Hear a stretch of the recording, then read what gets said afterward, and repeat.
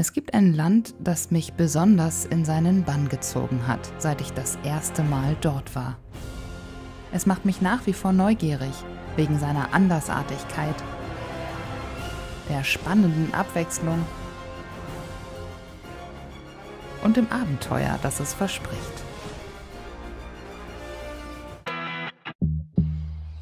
Moin moin ihr Lieben und herzlich willkommen zu einer neuen Reise. Die Motorräder sind ja ausgepackt. Wir sind jetzt schon mittlerweile in Frankreich, eine Stunde vom Hafen Sète entfernt. Und hier haben wir mal unser Zelt aufgeschlagen und machen uns heute auf den Weg zur Fähre. Die geht von Sète nach Nador, also wieder nach Marokko. Ja, ich mache es nochmal. Ich war ja bereits 2023 in Marokko, allerdings da mit der RD07. Und jetzt will ich einfach gerne wissen, wie ist es denn mit der CRF 1100, mit der neuen Afrika Twin? Wie macht die sich so im Sand? Und das werden wir auf jeden Fall herausfinden die nächsten Wochen. Allerdings, ist es bis jetzt schon ein bisschen chaotisch gestartet. Ups. Wir sind losgefahren und nach den ersten 400 Kilometern entfernt von zu Hause ist mir plötzlich aufgefallen, fuck, ich habe meinen Ausweis und meinen Führerschein im Drucker liegen lassen. What? Die habe ich nämlich beide zur Sicherheit kopiert, um dann quasi Kopien davon einfach noch bei mir zu tragen, falls ich das Ganze mal verliere im Original, und habe dann einfach, wer kennt es, die Originale ja im Kopierer liegen gelassen. Und wir waren schon 400 Kilometer gefahren. Ich habe gesagt, ich drehe jetzt nicht nochmal um, dann ist einfach ein ganzer Tag weg. Haben uns die dann per DHL Express Versand von meiner Mutter nachschicken lassen. Ihr möchtet nicht wissen, was das kostet. Aber das ist es mir jetzt wert gewesen, um mit einem guten Gefühl unterwegs zu sein. Ich habe meinen Reisepass dabei. Ich weiß gar nicht, ob ich meinen Ausweis und den Führerschein brauche, aber irgendwie ist das ein doofes Gefühl, das nicht dabei zu haben. Und deswegen müssen wir jetzt, bevor wir zur Fähre fahren können, zu einem Hotel fahren in der Nähe vom Hafen, wo wir uns die Dokumente haben hinschicken lassen. So, meine schicken Schuhe dürfen natürlich nicht fehlen. Das ist die halbe Miete zu einer erfolgreichen Reise und dieser Mann. Immer dabei, immer da, immer nah. Provinzial. Nein. Zelt eingepackt, Tschüss gesagt und los geht die Fahrt vorbei an Apfelplantagen und wartend hinter LKWs. Hier kann man mal ein bisschen die Flaggen üben. Er ist ja sehr freundlich. Merci beaucoup, Monsieur. Merci, merci. Wir fahren hier gerade auf so einer Landzunge. Links und rechts von uns ist einfach Wasser. Man sieht es nur nicht, weil das ziemlich breit ist hier. Auf dem Weg Richtung Montpellier. Oh, hier Flamingos. Ganz viele, die da im Wasser rumstarksen. Ich hoffe, man sieht sie auf der Kamera. Die sind aber mehr weiß als rosa. Gibt nicht ganz so viel Schrimps. Dann erreichen wir das besagte Hotel alias Postempfangsadresse. So, dann mal schauen. Ausgewählt habe ich das einfach mit Google Maps anhand der Bilder, die bei Google Maps zu sehen waren und anhand derer ich gedacht habe, das sieht vertrauenserweckend aus. Bonjour. J'ai envoyé une lettre à votre... Oui. Ah. C'est ça? Oui. Oh. Ah, perfekt. Merci beaucoup pour la... Non, mais... Oh. Ça m'a bien cher, hein? Ça n'a pas pris beaucoup de place. Merci beaucoup. Oh yes, das hat doch gut geklappt. Die 10 Euro, die ich ihr geben wollte, als Dankeschön wollte sie gar nicht haben. Es gibt doch wirklich viele freundliche Menschen auf der Welt. Kleines Resümee zum DHL Expressversand. Montagmorgen zur Post gebracht und angekommen ist es dann Dienstagnachmittag so um 15 Uhr. Man kriegt dann sogar einen Anruf an die Telefonnummer, die man hinterlässt, dass der Brief nun übergeben wurde. Also in solchen Fällen lohnt sich das dann, 65 Euro auszugeben für so einen kleinen Brief. Aber man weiß ja auch warum. Das gute Gewissen ist eigentlich unbezahlbar. So strahlen wir guten Gewissens auf den letzten Kilometern bis zum Hafen. Was hat er denn jetzt dazu vertellen? Ja, Jung, es ist hier Stau wegen dir, ne? Wir haben gerade schon überlegt, ob wir wie die Rollerfahrer zwischen den Autos hier in der Mittelspur einmal durchfahren sollen. Da sagte Julian aber, besser nicht, nachher bleiben wir stecken. Und da hat er gar nicht so unrecht. Er ist nämlich heute Morgen tatsächlich schon auf dem Campingplatz Hat er schon die Schranke umgenietet? Ja, herrlich. Deutsche im Reisemodus. Gestresst im Stau und randalierend auf dem Campingplatz. Läuft. Bonjour, Nador. Oui, Nador. Oui. Tickets? Oui. You going this way? Yes. And inside parking, you have GNV people. Oui, merci.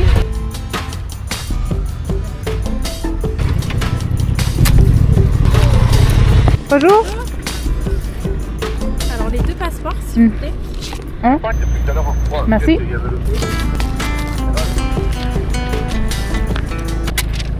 C'est sa moto. Moto. Ça c'est la vôtre. Après c'est son ticket, cabine 8e étage. C'est tout Ok, bon. merci. Voilà, bon voyage. Mettez-vous avec l'autre moto qui est là-bas garée. Oui, Bon oui. voyage.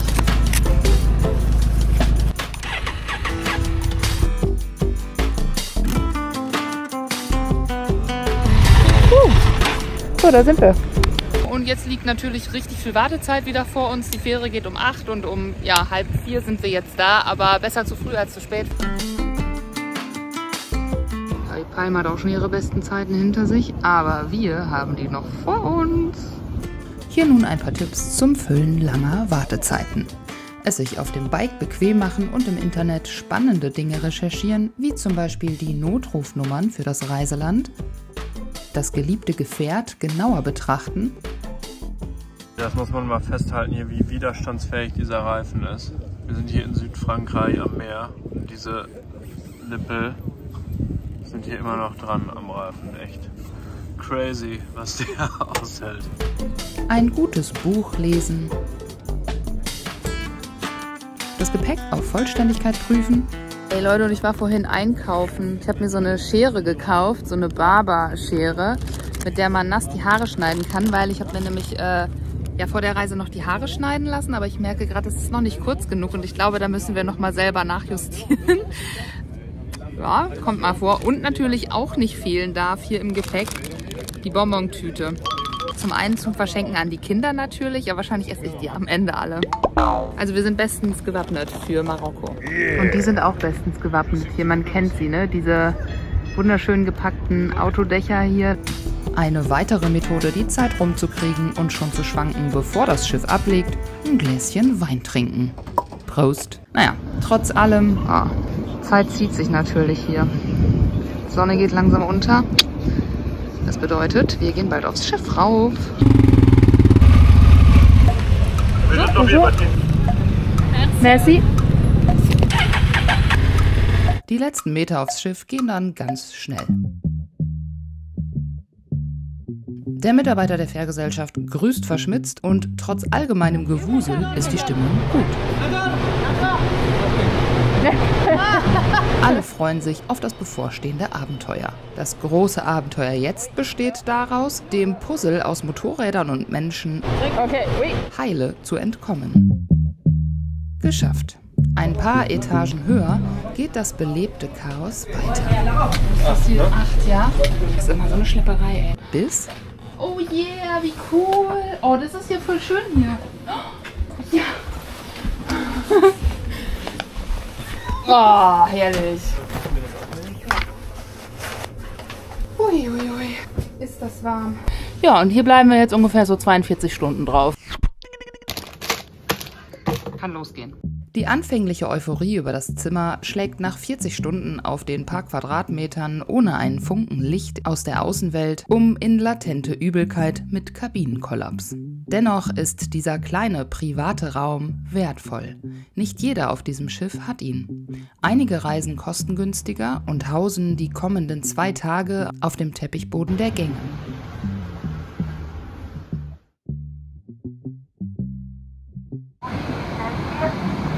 Als wir ablegen, verabschiede ich mich nicht nur von Frankreich, sondern auch von ein paar Zentimetern meiner Haare. Ich bin Linkshänderin, das ist gar nicht so einfach. Jede Reise ist für mich immer auch ein neuer Lebensabschnitt. Aber es fühlt sich schon Du kannst doch besser nicht an. da so die Haare jetzt hinlegen. Warum denn nicht? Das ist schon ganz cool. So, jetzt sind die zumindest aus dem Nacken raus. Das geht alles. Man darf halt nur nicht so eitel sein. In anderen Teilen der Erde machen das Leute auch so. Die Erfahrungen verändern. Und manchmal tut es gut, das auch im Außen sichtbar zu machen und Altes loszulassen bzw. abzuschneiden. Einen Scherenschnipp später hält die Fähre in Spanien. Hola, hola, Barcelona. Es ist hier noch früh am Morgen und gerade hat es schon richtig dicke Gewitterblitze gegeben hier aus den Wolken heraus. If I needed you, would you come to me? Would you come to me and ease my pain? If you needed me, I would come to you. I would swim the seas for to ease your pain. Well, in the night forlorn, oh, the morning's born, and the morning shines with the lights of love. Oh, lecker Pizza auf den etwas flauen Magen. And you will miss sunrise if you close your eyes, and that would break my heart in two. Nach 2 Tagen in dieser kleinen Kabine auf dem Schiff laufen wir jetzt gleich in Nador ein. Und wie wir uns auf diese Reise vorbereitet haben, ist eigentlich ziemlich einfach. Impfungen. Julian, erzähl mal, wie viele Impfungen hast du dir geben lassen? Insgesamt wird das ja gesplittet auf 3 Einzelimpfungen bei Hepatitis A und B, Tollwut und Typhus. Das ist ja alles in so einem Impfkatalog. Wurde mir auch geraten, dass man das, wenn man so unterwegs ist, wie wir das vorhaben, auch tunlichst machen soll, weil davon irgendwas zu bekommen, und Marokko wird allgemein als ziemlich dreckiges Land, um das jetzt mal so zu sagen, eingestuft. Ja, wir hoffen natürlich, dass wir nichts davon brauchen. Genauso sehr hoffe ich, dass keiner von uns beiden an irgendeiner Magen- und Darmgeschichte erkrankt, so wie ich das letzte Mal, als ich da war. Und ihr solltet natürlich darauf achten, dass euer Motorrad auch für das Land versichert ist, wo, ich glaube, das ist hier Marokko, wo ja, ihr hin wollt. Damals, als ich mit der Queenie hier war, habe ich extra nochmal eine andere Versicherung abgeschlossen dafür. Das machen nämlich nicht alle standardmäßig. Tschingeling. Los geht's. Als wir die Kabine verlassen und an Deck kommen, ist bereits Land in Sicht. Der Hafen von Nador eröffnet einen ersten Blick auf das Afrika, welches wir die nächsten 14 Tage bereisen werden. Die Schiffsmotoren lassen alles vibrieren, um den Kahn präzise zum Anleger zu manövrieren. Da sind wir. Was machen wir jetzt als erstes? Geld abheben und eine neue Handykarte besorgen. Also einfach von Bord gehüpft und ran an den Speck, oder? No. Ganz so einfach war das dann doch nicht mit mal eben vom Schiff. Wir müssen jetzt hier noch so eine Karte ausfüllen. Das ist totale Chaos, ey, Wahnsinn. Super viele Leute drängeln sich im Gang, es ist ultra heiß und stressig. So, nächste Schlange. Hier geht es jetzt weiter. Da hat er irgend so ein Gerät und da liest er jetzt, glaube ich, die Sachen ein. Ja, um 11:30 wird die Fähre angelegt im Hafen. Jetzt haben wir es 1:10 und wir können jetzt endlich zu unseren Motorrädern hin. Dafür haben wir jetzt einen Stempel im Pass und ja, mal gucken, wie schnell das jetzt dann bei der Einreise geht. Totally Chaos.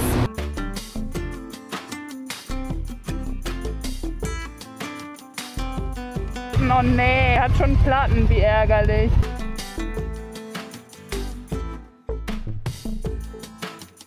Ey, sogar bei den Fahrradfahrern rollen sie die Taschen jetzt hier auf. Boah, und wollen da reingucken. Ich bin mal gespannt.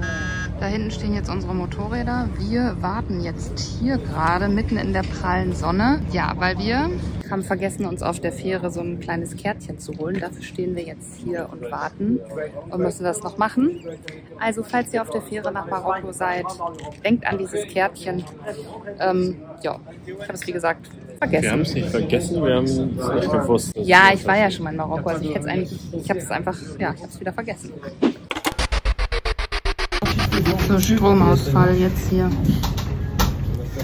Es könnte alles nicht schlimmer sein, aber nein. Das gehört zum Reisen auch dazu. Mit einer weiteren Stunde Verzögerung, zu dem genauen Problem gleich mehr, heißt es also jetzt endlich Attacke Marokko, wir kommen. So, hier ist ein Bankautomat. Gucken, was die Bank kann. So, erstmal ein bisschen Geld hier. Money, money, money. Hallo. Hi, hi. Alles klar? Ja, klar. Herzlich willkommen in Marokko. Dankeschön. Auch keine Internet? Nee, danke. Nein? Nein. Du machst woanders, ne? Klar.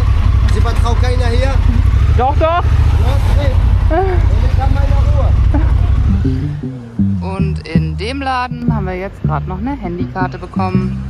Wir haben jetzt 11 GB für 5 € bekommen. Das ist okay, ne? Ja, wir fahren jetzt hier erstmal raus aus Nador. Mal gucken, wo wir heute landen. Echt coole Strecke. Richtig schön. Viel schöner als sich östlich am Meer zu bewegen. Wir fahren ja jetzt weiter erstmal in den Süden. Unser Ziel ist Merzouga. Das werden wir heute nicht mehr schaffen. Aber ein Ort, der ist so 160 Kilometer, 2,5 Stunden von hier entfernt. Da wäre cool, wenn wir den erreichen. Ja, dann schauen wir mal, wo wir da bleiben heute Nacht. Geplant haben wir weder genaue Routen noch Unterkünfte.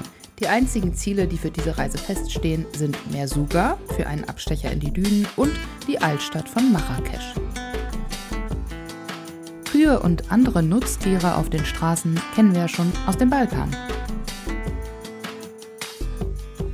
An diesem Tag hat eine ganz neue animalische Begegnung Premiere. Ey, da sind Affen. Wir haben nicht einmal Affen gesehen, als wir letztes Mal in Marokko waren. Und hier ist alles voll mit Affen. Krass, ey, ich denke, was ist das denn für ein Pitbull auf der Straße? Aber das sind Affen. Das war tatsächlich das erste Mal in den 8 Jahren, seit ich Motorrad fahre, dass ich Affen unterwegs auf offener Straße begegnet bin. Oh, wow, der kann ja voll weit springen, ey, krass. Ja, machen sich gerade die Flöhe aus dem Haar.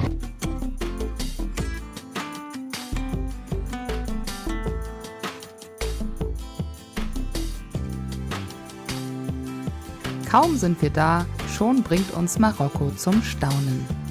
Es ist halt so wunderschön, dass wir hier fahren und man fühlt sich gerade so alleine hier. Also hier und da mal ein Auto, aber es ist echt gar nichts im Vergleich zu manchen anderen Straßen, die man hier in Marokko fahren kann. Und dann zeichnen sich hier so die Berge so schön ab mit diesen verschiedenen Grautönen. Ja, insgesamt ist es echt ein toller Start hier in Marokko.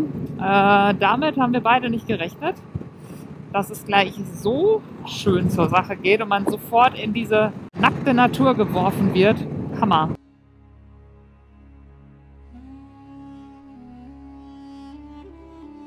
Dieser Tag der Ankunft führt uns auch schon direkt durch eine Straßenkontrolle, die in Marokko ganz normal ist und häufig vorkommt. Wir Touristen sind dabei für die Polizisten vollkommen uninteressant und können immer einfach so durchfahren. Noch bevor die Sonne am Horizont verschwindet, erreichen wir eine Stadt, die zwischen den östlichen Ausläufern des Rifgebirges und denen des mittleren Atlasgebirges liegt, nämlich Gersif. Hier wollen wir übernachten. Mal gucken, ob wir dafür auch was finden. Ja, sobald man hier von der etwas größeren Straße abfährt, dann wird sofort ein bisschen anders, wuseliger, mehr los. Ich überhole den mal gerade hier. Excusez-moi. Ja, das Hotel führt uns hier gerade mal ein bisschen raus. 40 € zahlen wir jetzt hier für dieses Zimmer und haben ein großes Bett. Ja, ist doch top. Ja, und diesen Hawaii-Drink, den habe ich ja schon richtig vermisst, ey, so geil. Bestes Getränk hier in Marokko, finde ich. Mit so Kokosnuss und anderen Früchten, Geschmack. Und unser Essen. Es gibt Burger mit Pommes, Schukran. Yummy. Abgesehen davon, dass hier ein bisschen die Tapete von den Wänden kommt, hat man hier alles, was man braucht. Vor allem WLAN, das ist zwar etwas brüchig gerade, ansonsten lässt sich sagen, war das schon mal ein sehr, sehr schöner erster Tag hier in Marokko.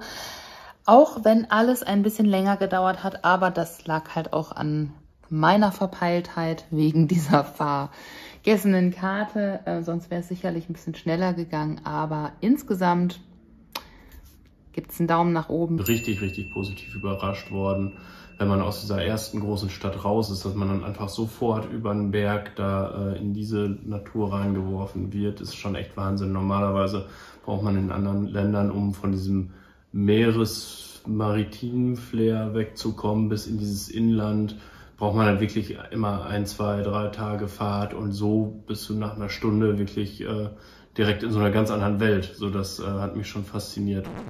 Weniger faszinierend war allerdings die Situation am Hafen in Nador, wo wir fast nicht weggekommen wären, denn wir hatten halt echt auch ein bisschen Probleme, weil die Motorräder ja nicht unsere sind, sondern auf Honda angemeldet sind. Und da wollten die uns erst einfach diese kleine Karte nicht geben. Also ich hatte echt so einen kurzen Moment, wo ich dachte, das wird nix hier mit uns in Marokko. Wäre nur doof gewesen, wenn wir dann da am Hafen festgesessen hätten. Aber ja, sowas kann halt auch mal passieren. Da habe ich jetzt auch nicht drüber nachgedacht im Voraus, dass das ein Problem sein könnte, weil im Balkan und auf Sardinien war es halt auch keins. Hier berufe ich mich auf die Kölner Redensart. Et kütt wie et kütt und et hätt noch immer Jutje Jange. Die meinten, die wollten eigentlich eine Dingens haben, eine Bestätigung genau. In Zukunft. Man soll, wenn es nicht das eigene Fahrzeug ist, so eine Vollmacht. Eine Vollmacht, genau. Falls ihr selber Influencer seid, braucht ihr eine Vollmacht von dem Unternehmen. Wenn man sich das ausleiht oder so, ne? Oder wenn man sich das ausleiht, ja gut. Am besten fährt man mit seinem eigenen Motorrad. Queenie, rest in peace. Nee, was heißt das? Die ist ja noch alive. Also irgendwann wird die nochmal reanimiert. Das ist schon safe. Okay, reicht jetzt. Ich schmink mich ab. Gute Nacht, bis morgen.